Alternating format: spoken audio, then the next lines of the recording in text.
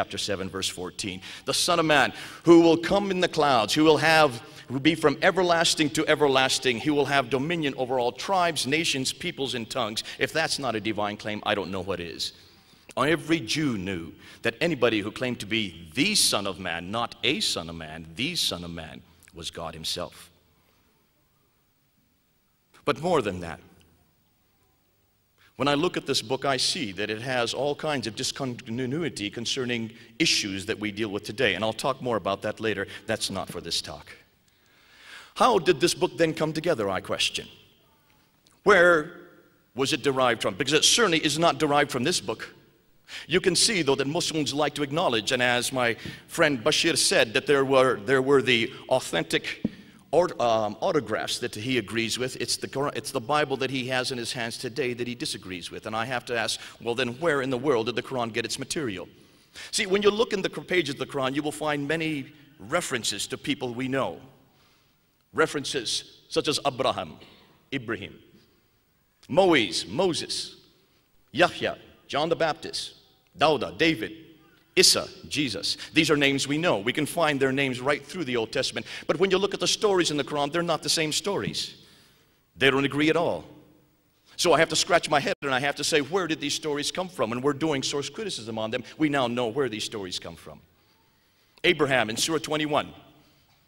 If you look in Surah 21, you will see that Abraham in that chapter, in the middle of the night, he gets up and he takes an idol and he destroys the smaller idols. The next day, the people come up and they say, "What have you done to these idols?" He says, "Ask the larger idols." They take him, they put him into a fiery pit. That story's not in my Bible. Where'd that story come from? Well, we know there's a story that's similar to that, Shadrach, Meshach, and Abednego, where they are also thrown into a fiery pit, but certainly not Abraham. So we did some source criticism. We did some searching around, and we now know exactly where that story comes from in Surah 21, ayah 51 to 71. It comes from the Talmud of Rabbah. The Talmud of Rabbah is a Jewish Talmudic account, an apocryphal account written in the 2nd century. The Jews knew about it. The Jews used it. They never considered it to be authoritative. It was used mainly for entertainment. It was never, ever considered to be historical, and yet it finds its way into the Quran in Surah 21. In Surah 27, you have the story of Solomon and Sheba.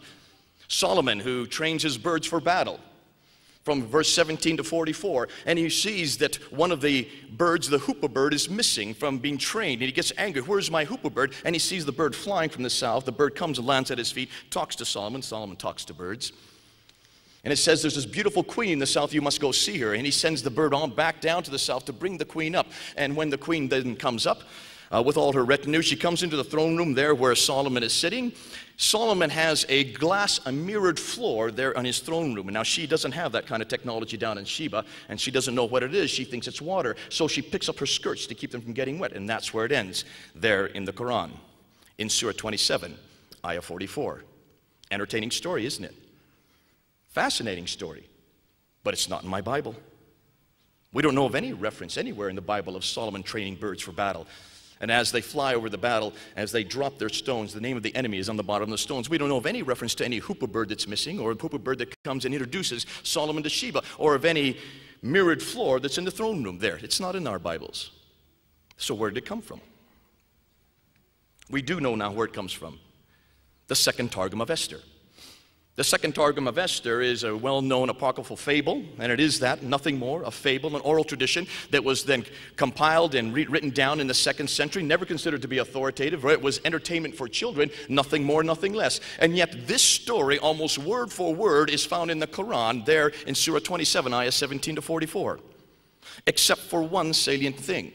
When you look at the second Targum of Esther, you will see that when Sheba, the queen of Sheba, comes into the throne room, and as she picks up her skirts to keep them from getting wet, she has hairy legs. Solomon cries out in surprise. That part was not incorporated into the Quran for very good reason, and good that it did not incorporate into the Quran. Everything else was incorporated, proving that these stories do not come from God. They are not eternal.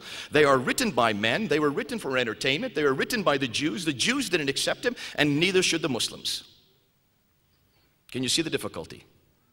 We're starting to do this in London now. We're starting to look at a lot of these stories. We're able to find antecedents to many of the stories in the Quran. We can find that many of them come not only from Jewish Talmudic writings, but we see that a lot of those stories concerning Jesus Christ Isa, as you call him in the Quran, also come not only from these previous accounts, but they come from these sectarian accounts. Bashir put his hand up and he showed you a book, The Unknown Gospel. Interestingly, that he says these stories should be considered to be authoritative. He should read some of the stories in the Unknown Gospel. They're quite parallel to what you find in the Quran. The fact that God cannot have a son. The fact that God could not die. The Docetists and the monarchists believe that. The fact that God could not come in bodily form. The Gnostics believe that. And it is these writings that the Gnostics, the Docetists, the monarchics, the Coloridians that believe that Mary was part of the Trinity, which you find in seeming to suggest in Surah 5116, all of these stories, these sectarian writings as we call them, written in the 2nd, 3rd, 4th, and 5th century AD. It is these stories that are found in the Quran referring to our Lord Jesus Christ, as you call him, Isa. And I have to scratch my head again. You need to put dates on these stories. These stories don't even begin to appear until the mid to late 2nd century.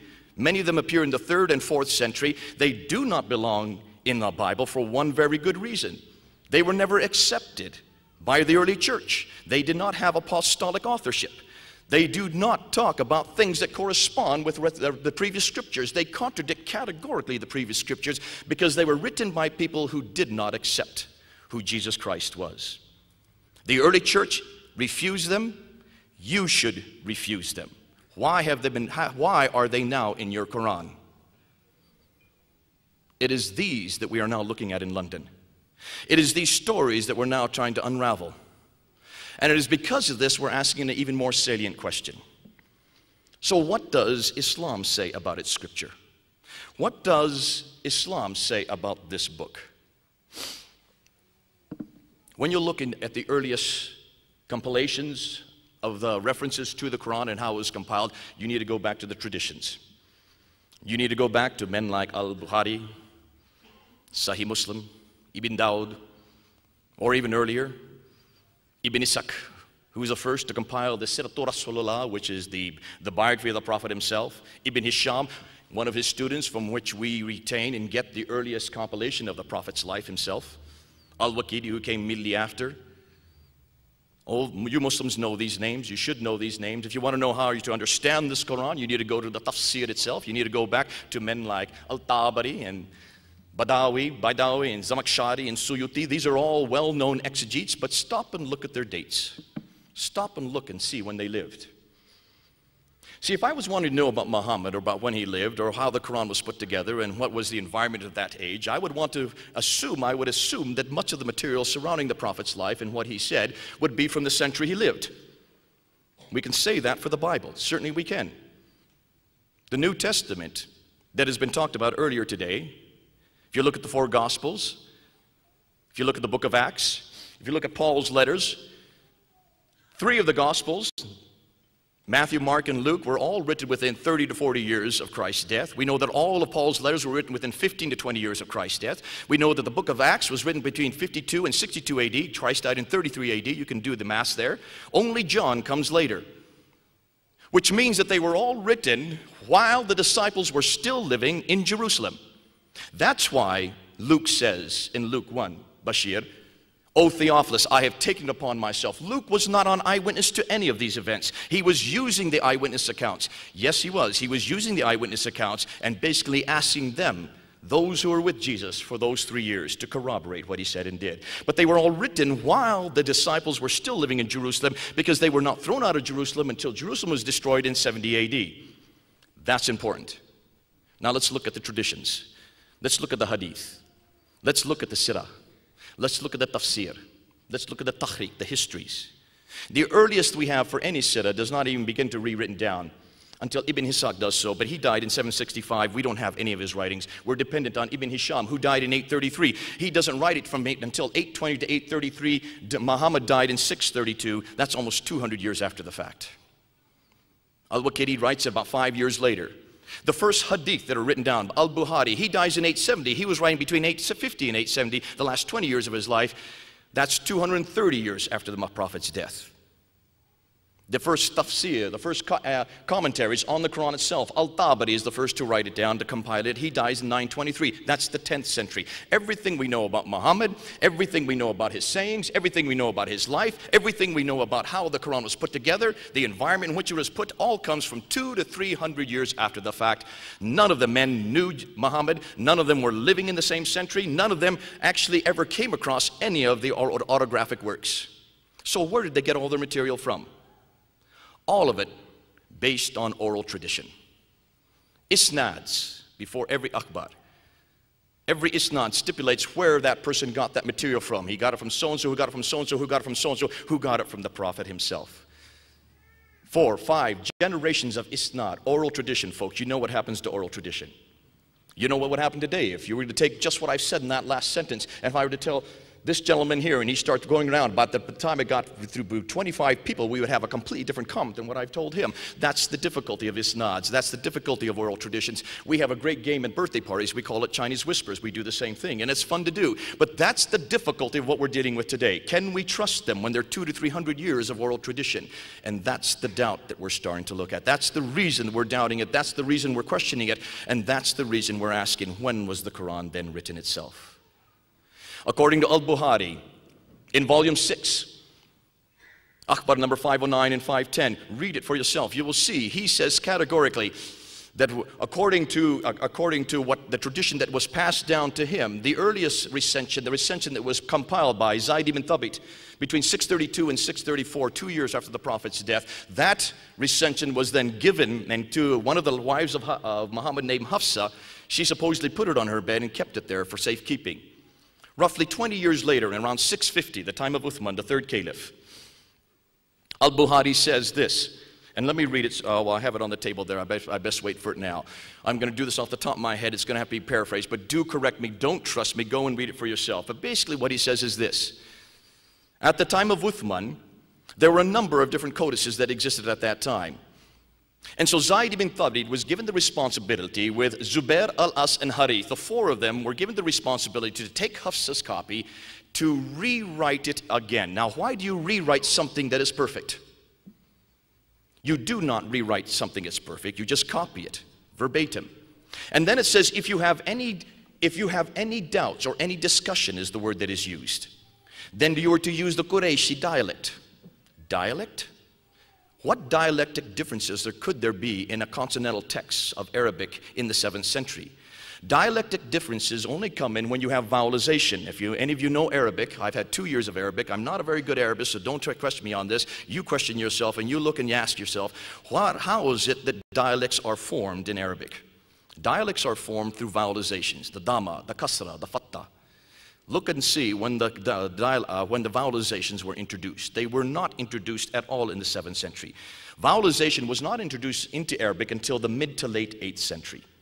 That's 100 to 150 years later. So there could not be any dialectic differences in any Quranic consonantal text that Zayd, Zubair, Alas, and Harith were looking at. You've got a problem here, don't you? But then it says a very curious thing, and then they put together that one final copy, that second recension, the Uthmanic recension, and then they took all the other manuscripts and burned them. Burned manuscripts. Why do you need to burn manuscripts? Unless, of course, they disagreed.